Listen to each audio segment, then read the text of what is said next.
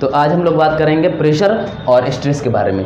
Pressure और stress में mainly कई बार सवाल पूछा जाता है कि प्रेशर और स्ट्रेस में क्या डिफरेंस है। ये एक जैसे लगते हैं। जैसे प्रेशर का भी फॉर्मूला होता है फोर्स अपॉन एरिया, और हमारा जो स्ट्रेस है उसका भी फॉर्मूला होता है फोर्स अपॉन एरिया, पर दोनों में एक बेसिक डिफरेंस है जो हम आज आपको बताएंगे।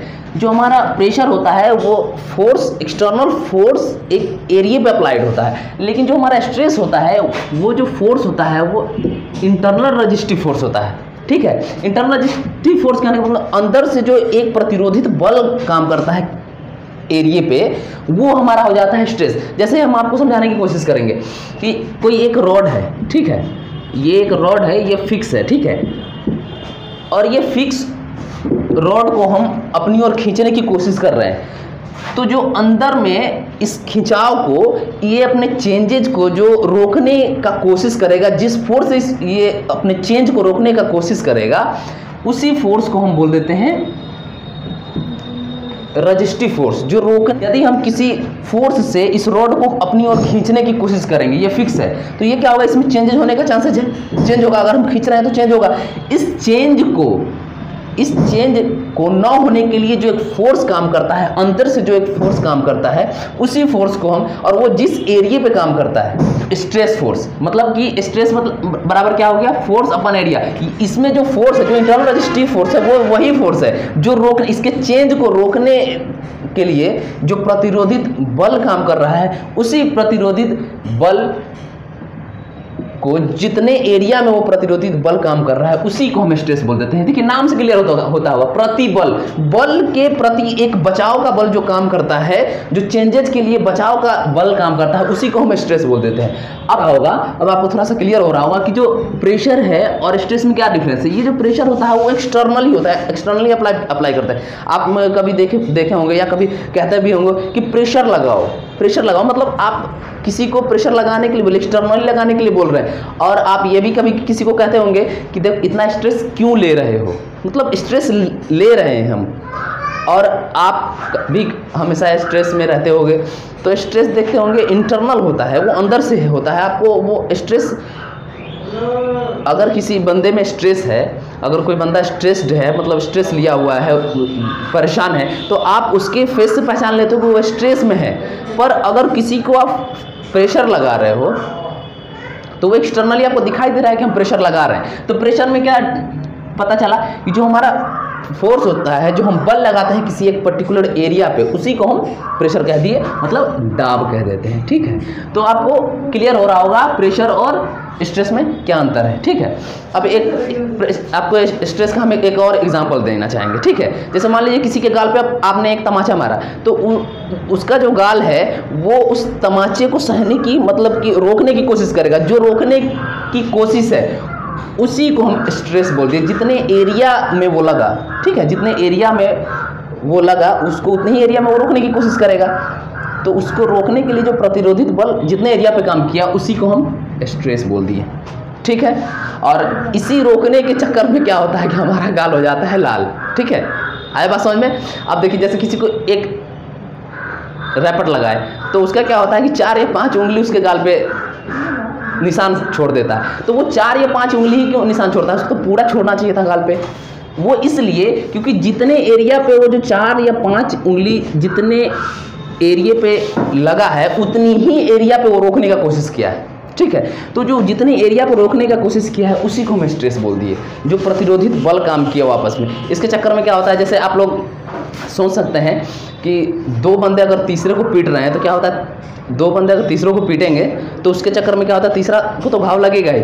उसी के चक्कर में अगर कोई हमें थप्पड़ मारता है, तो उधर से जो हमारा गाल है वो उसको रोकने की कोशिश करता है, जिसके चक्कर में हमारा गाल हो जाता है लाल। तो आज आपको समझ में आ गया होगा कि थप्पड़ लगने से हमारा गाल क्यों लाल हो जाता है। ये सब स्ट्रेस के कारण होता है। ठीक है, तो उसमें एक स्ट्रेस डेवलप हो जाता है उतने एरिया में, जिसके कारण हमारा गाल लाल हो जाता है। ठीक है, तो आज आपको समझ में आया होगा प्रेशर और स्ट्रेस में क्या डिफरेंस होता है। अब हम आपको इसमें एक चीज़ और बताते हैं। जो प्रेशर का मात्रक होता है वो पास्कल होता है। हम अगर हमें कहीं पे दिया हुआ है, एज ए न्यूमेरिक दिया हुआ है कहीं पे, तो हम कैसे पहचानेंगे कि ये स्ट्रेस दिया हुआ है या ये प्रेशर दिया हुआ है। तो जो स्ट्रेस का, जो प्रेशर का मात्रक होता है वो पास्कल होता है। तो पास्कल को हम न्यूटन पर मीटर स्क्वायर भी बोल देते हैं, क्योंकि हमारा ये भी होता है जो दाब होता है वो फोर्स बटा एरिया होता है, तो न्यूटन पर मीटर स्क्वायर हो गया। ये भी हमारा होता है जो स्ट्रेस होता है वो भी न्यूटन पर मीटर स्क्वायर होता है। फर्क इतना ही है कि हम प्रेशर को पास्कल बोल देते हैं और स्ट्रेस को न्यूटन पर मीटर स्क्वायर ही बोलते हैं। अब बात इसमें ये आएगी कि अगर मान लीजिए कहीं पे प्रेशर जो है, प्रेशर भी न्यूटन पर मीटर स्क्वायर लिखा हो और स्ट्रेस भी न्यूटन पर मीटर स्क्वायर दिया हो, तो आप कैसे पहचानेंगे कि ये स्ट्रेस है और ये प्रेशर है और ये स्ट्रेस है? तो हमें इसके पहचानने के लिए हमें नोट दिया होगा, या कहने का मतलब है कि उसका नोटेशन दिया होगा, प्रेशर के टर्म में बताया हुआ होगा कि हाँ ये प्रेशर है और ये स्ट्रेस है, तभी हम इसको पता लगा पाएंगे। अदरवाइज हमें प्रेशर के लिए पास्कल का यूनिट देना होगा, तभी हम पता लगा पाएंगे कि ये हमारा प्रेशर है और ये हमारा स्ट्रेस है। अब इस पर एक बात और करेंगे, जो प्रेशर को मेजर करने के लिए प्रेशर को हम डायरेक्टली मेजर कर सकते हैं, पर स्ट्रेस को हम लोग डायरेक्टली मेजर करना मुश्किल हो जाता है, ठीक है। तो प्रेशर को हम लोग डायरेक्टली कैसे मेजर कर सकते हैं? प्रेशर गेज से।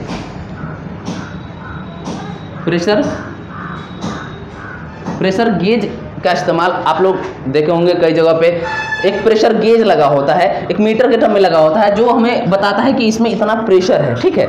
जैसे हाइड्रोलिक प्रेशर, हम लोग एटमॉस्फेरिक प्रेशर भी माप लेते हैं। एटमॉस्फेरिक प्रेशर को हम लोग किससे मापते हैं? बैरोमीटर से। जो एटमॉस्फेयर का प्रेशर होता है उसको हम बैरोमीटर से मापते हैं, ठीक है। अब हम स्ट्रेस की बात करेंगे। स्ट्रेस को मापने के लिए हमारे पास कोई डायरेक्टली कोई डिवाइस नहीं है जिससे हम स्ट्रेस को माप सके। 1983 में एक स्केल तैयार किया गया था मेंटल स्ट्रेस को मापने के लिए, ठीक है।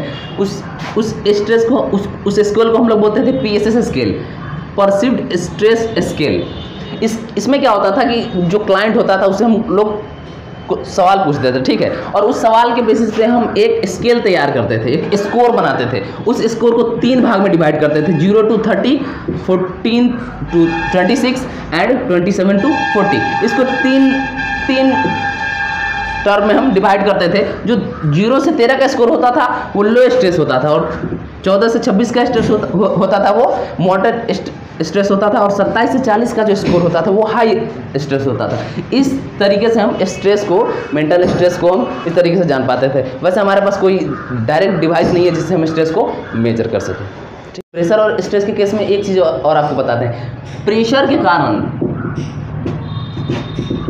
के कारण स्ट्रेस डेवलप हो सकता है, पर स्ट्रेस के कारण जो है हमारा प्रेशर डेवलप नहीं हो सकता है। अब जैसे आप मान लीजिए, जो अगर हम किसी चीज़ पे प्रेशर लगा रहे हैं, मतलब वहाँ फोर्स लग रहा है, तो उसके अंदर मतलब प्रेशर डेवलप, अगर प्रेशर हम किसी भी चीज़ में दे रहे हैं तो वहाँ स्ट्रेस डेवलप हो सकता है, क्योंकि स्ट्रेस अंदर का प्रतिरोध होता है। अंदर से जो प्रतिरोधित बल काम करता है किसी भी बॉडी पर, वो हो जाता है हमारा स्ट्रेस। तो प्रेशर के कारण तो स्ट्रेस हो सकता है, पर स्ट्रेस के कारण कोई प्रेशर नहीं हो सकता है। मान लीजिए कि अंदर में कोई स्ट्रेस हो रहा है, मतलब कोई अंदर में प्रतिरोधित बल काम कर रहा है, तो उसके कारण क्या प्रेशर जनरेट हो सकता है। मतलब स्ट्रेस के कारण कोई भी प्रेशर नहीं हो सकता है, प्रेशर के कारण स्ट्रेस हो सकता है।